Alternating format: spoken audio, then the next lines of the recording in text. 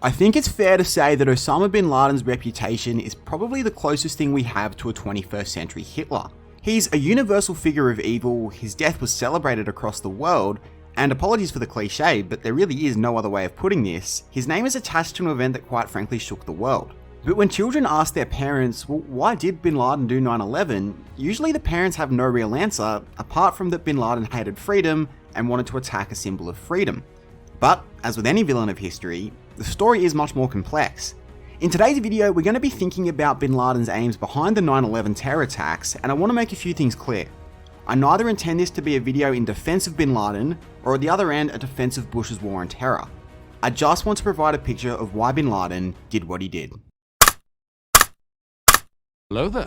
Okay, so we can't actually understand Bin Laden without thinking about how terrorism emerged as a legitimate strategy in the 20th century.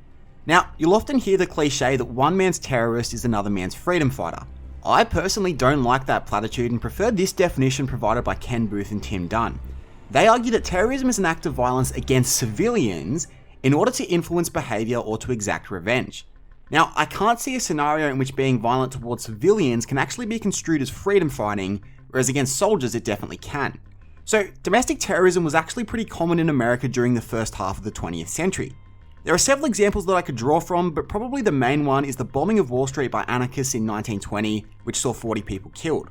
However, foreign terrorism, and that's terrorism that transcends across multiple countries, didn't really emerge until the 1970s when Black September, a pro-Palestine group, killed 11 Israeli athletes at the 1972 Munich Olympics. Following that, the fall of the Soviet Union in 1991 left America unchallenged in the global sphere. For groups who opposed American interests, mainly in the Middle East, warfare and engaging American soldiers in battle was simply not a viable strategy to achieve their goals. So, what do? Well, if you believe that the ends justify the means, you commit a public act of violence against the citizens of America or its allies to send a message that you're not to be messed with, or else this will continue to happen. So what about Bin Laden? Well, he was born into a wealthy family in Saudi Arabia. You see, his father had actually moved from Yemen and started a successful construction company, the Bin Laden Group, and they became the wealthiest non-royals in Saudi Arabia. And it might surprise you to know that in his youth, Osama enjoyed quite a hedonistic lifestyle, regularly flying to Beirut for big nights in the town. However, in 1975, he converted to a very devout Islam. Now, as Bin Laden looked at the Middle East, he was very concerned at how westernized it had become, and he longed for Middle Eastern nations to be governed by the principles of Islam, rather than what he saw as Western hedonism. In 1979, he was ecstatic that Iran had overthrown the Western-backed Shah with a member of the Shiite clergy, Ayatollah Ruhollah Khomeini. Now, in 1979, the Soviet Union also sent troops into Afghanistan to help the government suppress any idea of an Islamic revolution like was seen over in Iran.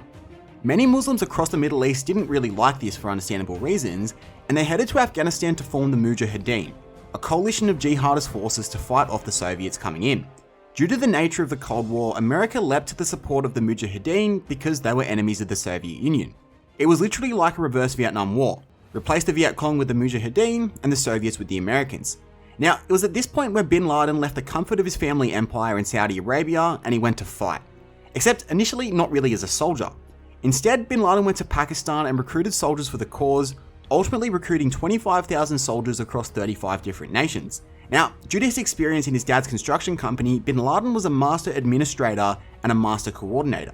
He also secured stingers from the Americans to shoot down Soviet aircraft and would then join his jihadist brothers to fight in the front lines of the war. In 1989, the Soviets withdrew and Bin Laden returned home to Saudi Arabia as a hero. And despite teaming up with the Americans to defeat the Soviets, he went on a preaching tour across the nation, vehemently criticizing America's presence in the Middle East and how it hindered the prospects of a truly Islamic part of the world. When the Saudis allowed American soldiers on their soil as part of their strategy to fight against Saddam Hussein in the 1991 Gulf War, Bin Laden was furious and he publicly criticized the Saudi government. Ultimately, he was expelled from the country and he took refuge in the Sudan. It was there where Bin Laden formed the al-qaeda group with the goal of conducting terrorist attacks against US targets in the Middle East to force them to withdraw. And once the US had withdrawn from Middle Eastern nations, the governments could easily be toppled and replaced with an Islamic government. Bin Laden began with an attack on Yemen in 1992, killing 2 people, and in 1995, al-Qaeda bombed Saudi Arabia, killing 19. The US and Saudi Arabia demanded that Sudan turn over Bin Laden or face sanctions, to which Bin Laden then fled to Afghanistan and conducted operations from a cave. This is what he had to say in 1997. We have focused our declaration of jihad on striking at the US soldiers inside Arabia, the country of the two holy places, Mecca and Medina. In our religion, it is not permissible for any non-Muslim to stay in Arabia. And I'm going to come back to this idea in just a second. In 1998, al-Qaeda syndicated bombings on a much bigger scale, simultaneously attacking the American embassy in Nairobi, Kenya, and Dar es Salaam, Tanzania, again with the goal of American citizens out of fear, pressuring the government to remove their presence from the Middle East. Bin Laden was involved in other conflicts like the Yugoslav wars. However, we're going to skip to 9/11. Now, I don't need to tell you that on September 11, 2001, 4 planes were hijacked by al-Qaeda, 2 of which were flown into the Twin Towers, 1 into the Pentagon, and 1 that missed its target, crashing in Pennsylvania. But the bigger question is, why did Bin Laden orchestrate this? It wasn't near the Middle East, it was on American soil, and clearly America would have a very strong reaction. So why move the goalpost from attacking American targets in or near the Middle East to now attacking America itself? Well, I think there's a few reasons that aren't often talked about. Firstly, Bin Laden wanted to drive a wedge between Saudi Arabia and America.